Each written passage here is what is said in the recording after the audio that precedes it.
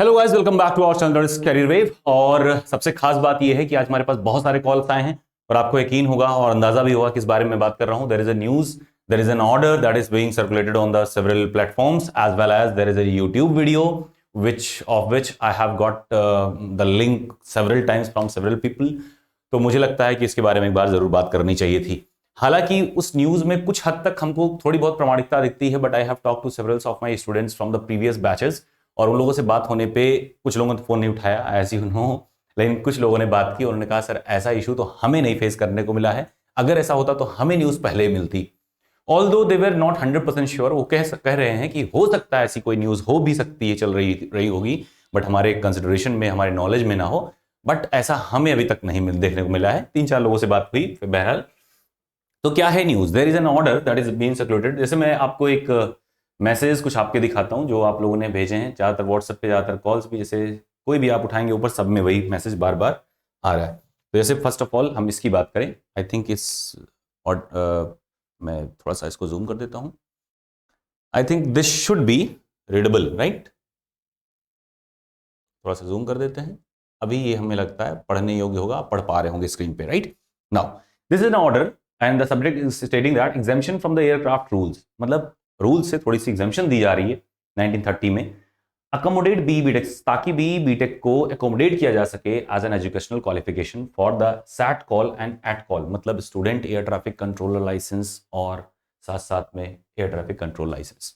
तो जैसा कि आप लोग जानते हैं कि रिक्रूटमेंट के टाइम पे नॉर्मल सा एक एग्जाम होता है जिसकी eligibility B BTech as well as BSc with physics and mathematics as a subject in their graduation, है ना? इन सब्जेक्ट होनी चाहिए दोनों किसी एक सेमेस्टर में।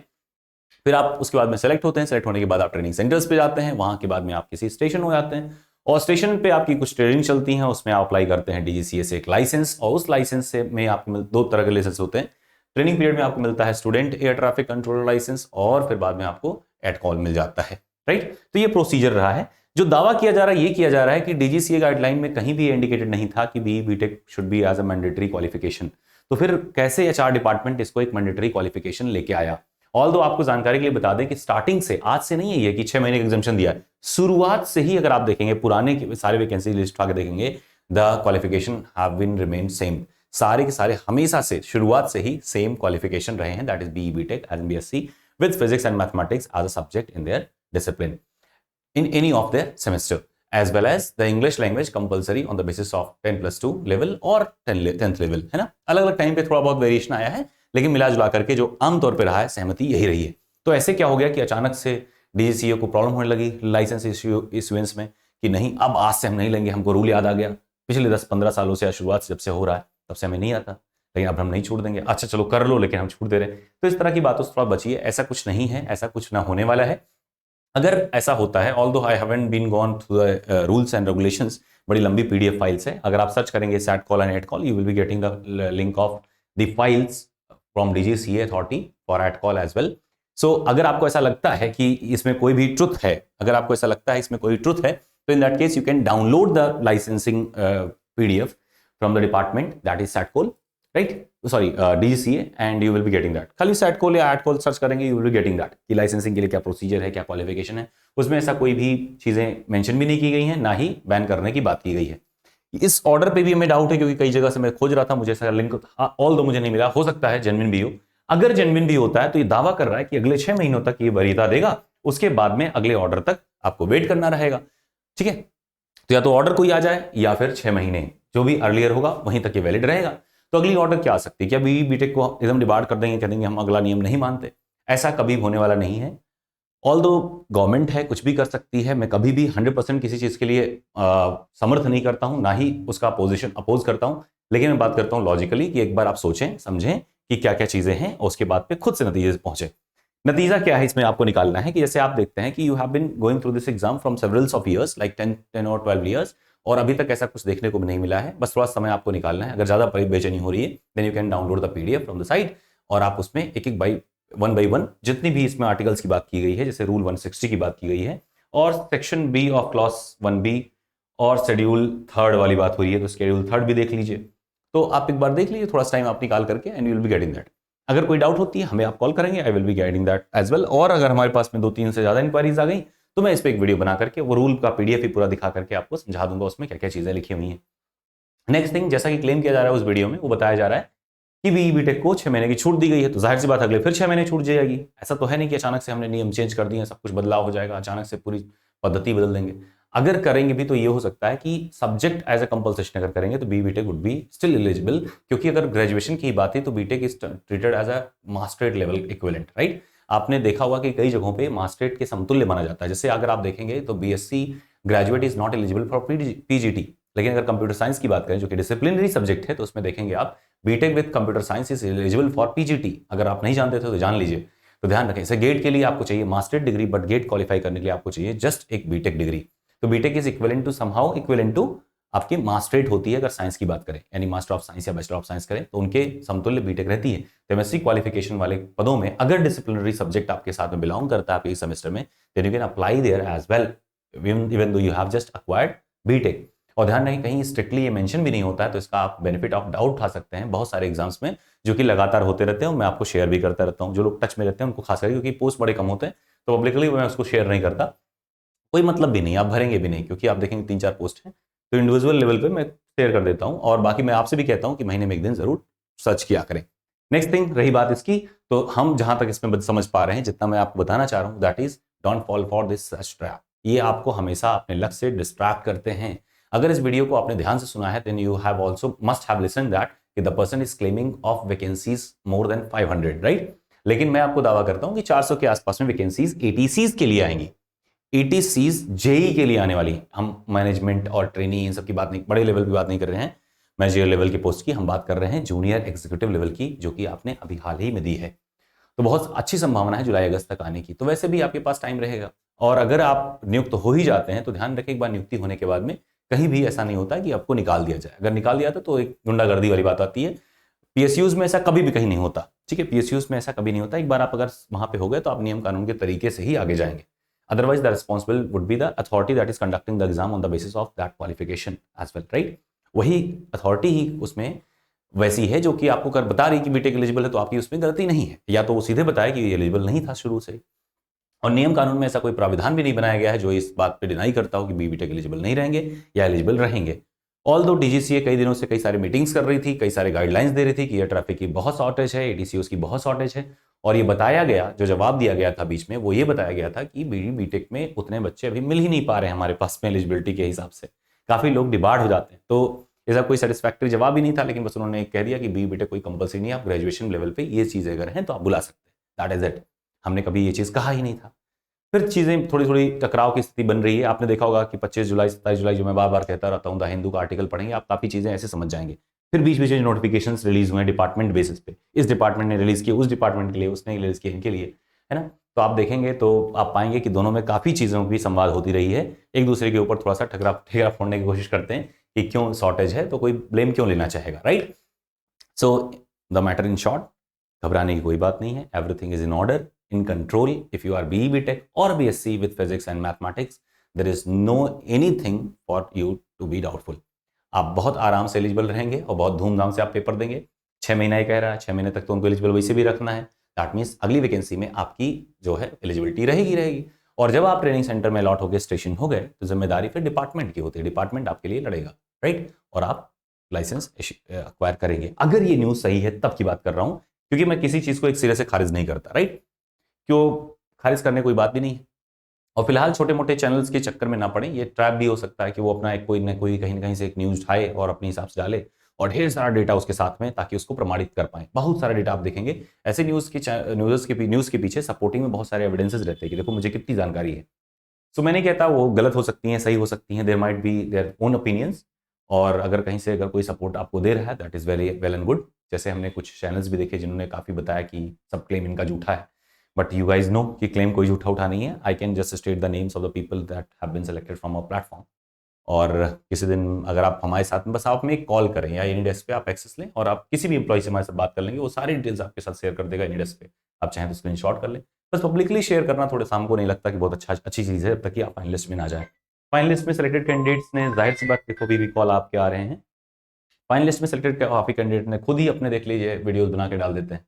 अभी भी 1-2 वीडियोस हमारे पास पड़ी हैं जो डालनी है, और मैं डाल दूंगा जल्दी ही। तो मैं बहुत ज़्यादा एक्टिव नहीं हूँ सोशल मीडिया पे, इसका मतलब ये नहीं है कि आप ट्रस्ट नहीं कर सकते, you can trust me as well.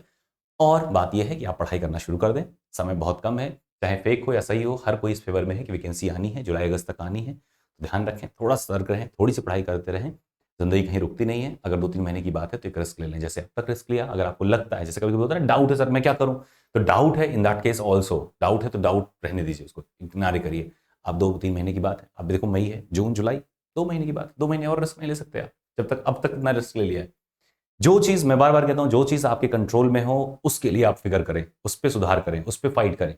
जो चीज आपके कंट्रोल में नहीं है, जो चीज डिपार्टमेंट्स में या किस्मत में या समय पे अधीन है, कोविड जैसे आ गया तो उसमें आप क्या कर सकते हैं, that is not under your control. तो जो चीज आपके कंट्रोल में नहीं है उसको एकदम एक सिरे से इग्नोर मार दें, कोई बात नहीं, अब तक है। अगर कोई कह रहा है ठीक है, I can go with that. अगर हमारे पास 20% भी एविडेंस ऐसा है जो कह रहा है कि जाने से सफलता मिल सकती है, जो अब तक हमने ट्राई किया तो आगे भी ट्राई करेंगे। हाँ, रिइंफोर्समेंट के तौर पे कि जैसे आप कोई भी चीज़ तैयारी कर रहे हैं तो रिइंफोर्समेंट आपके साथ प्लान होना चाहिए, जैसे कि हमने आपको शेयर भी किया था कि सीआरपीएफ में, जैसे कि हमने कहा था जेपी झारखंड पीएससी में, जैसे कि हमने आपको कहा था बार्क में। इन सभी में आप देखेंगे सेम लेवल पे, सेम एलिजिबिलिटी के साथ में आपके पास में कई सारे पोस्ट के ऑफर हैं। Apply them as well, same syllabus है, सेम सारी स्ट्रेटजीज हैं, थोड़ी बहुत हल्की फुल्की इधर उधर से मेहनत आपको करनी है। अगर कहीं डाउट आता, आपको लगता नहीं सर मुझे इसमें एक्स्ट्रा हेल्प चाहिए, I can provide that as well, है ना।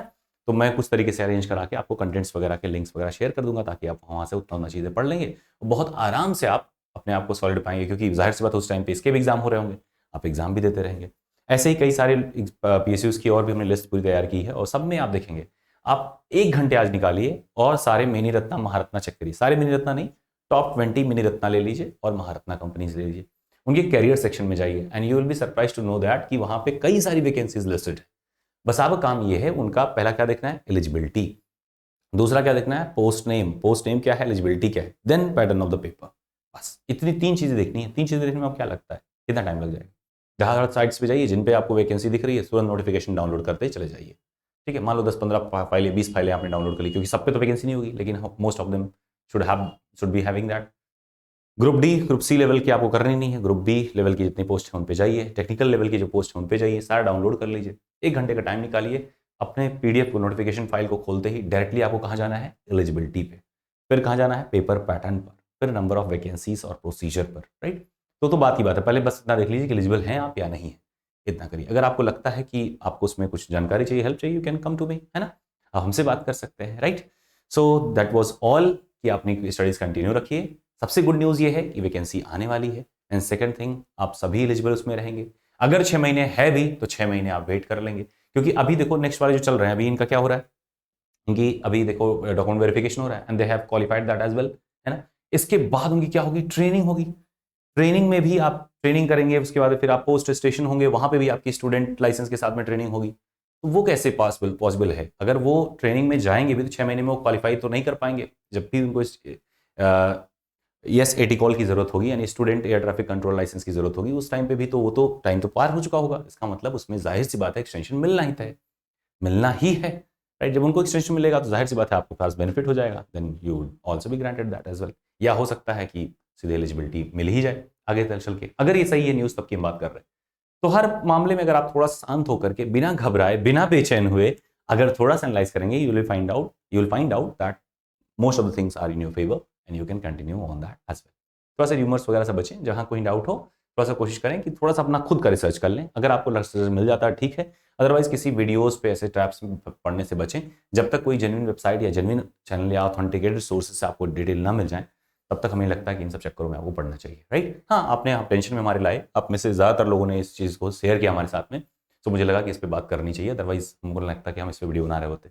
Next thing is, I was pretty sick these days.